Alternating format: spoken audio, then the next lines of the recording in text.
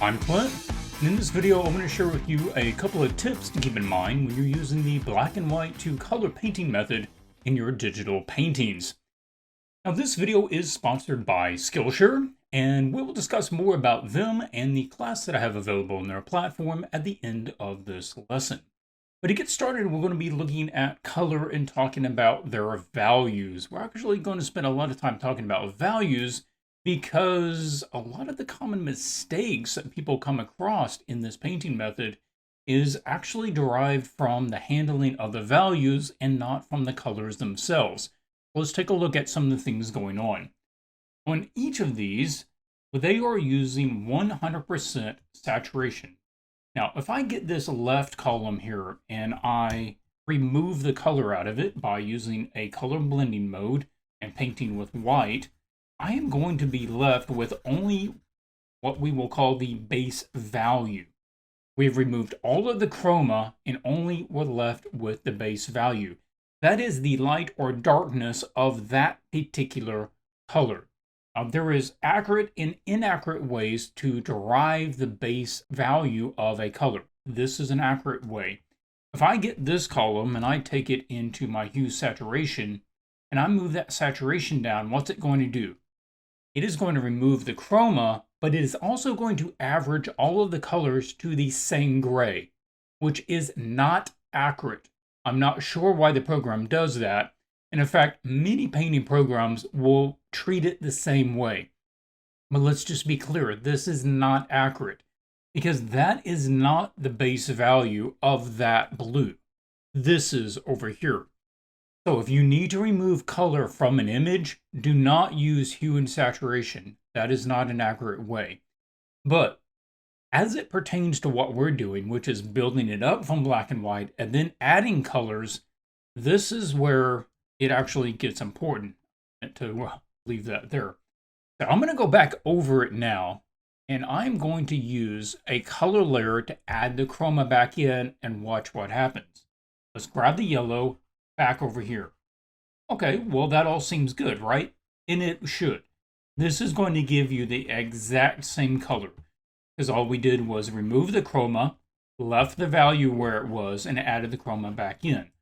But if I add it to the middle column, you're going to see that the colors begin shifting. They're not going to give you the same color that you would expect to get by painting it with a color layer. And this is often where people run across problems and they don't know what the problem is. The problem is every color has a specific innate value, and you have to make the black and white that specific value in order to reach that particular color. On all of these, you can see that each color, even though they're all at 100% saturation, they all have a varying base value. The yellow's base value is always going to be much higher than blue's base value. The orange and the red are pretty similar. Violet's not too far off. And so we cannot paint yellow at a different value and ever expect to get a bright yellow. If I was painting someone in a bright yellow shirt, I would have to use a very high local value in order for that yellow to ever reach the vibrancy that I intended it to be. This is where it gets a lot more complicated than people think this process is, because you have to understand what color you're trying to reach in the end and build up your values so that it is correlating to that eventual color at that specific saturation. That's kind of difficult, but if you want to do this process well, that's one of the things that you have to do. Now, there is more about this particular topic. I'm not going to go into it here, but I'm going to recommend you go take a look at some of the videos by Marco Bucci.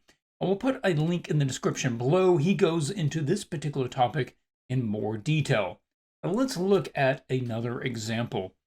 Over here, we are going to have an illustration of a character there in a hood.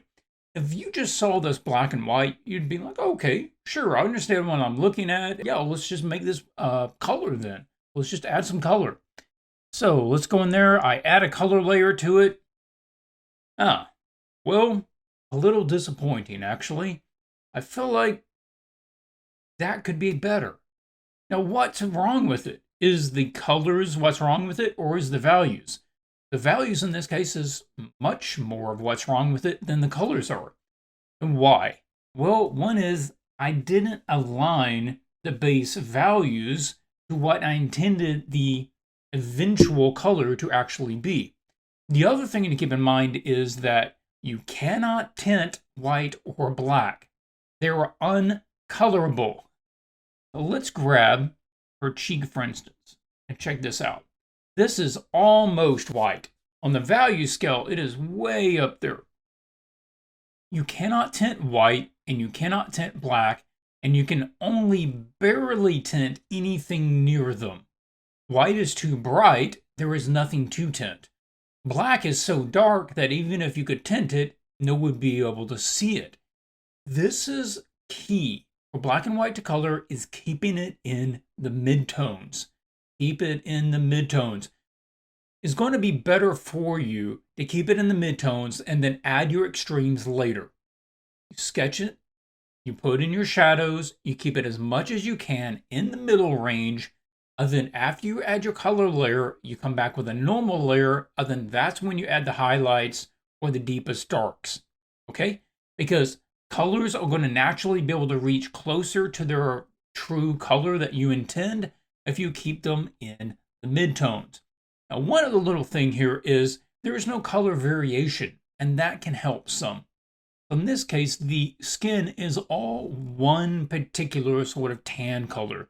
All of the cloth is one color. The lips are one color. And this gives a very unrealistic, kind of uninteresting sort of color.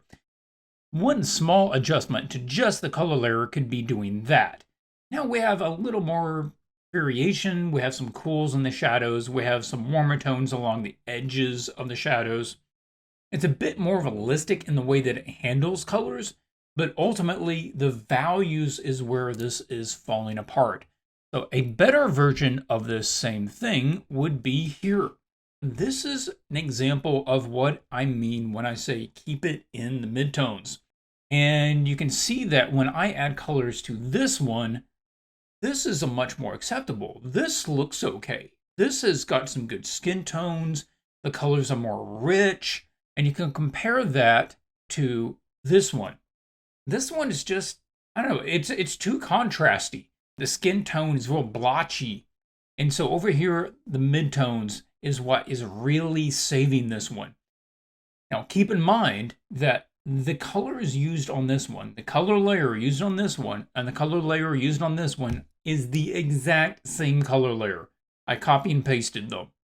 So this is the difference that you get by only changing the values. Also, colors will change in hue, saturation, and value when they get lit or shadowed. Not just one, not just the other. You can't move just the hue without changing something else. You can't change just the value without changing something else. You can notice here that I went in and added like the more saturated edge light there on the shadows. This is a behavior of light. This is one of those little things that you want to add in.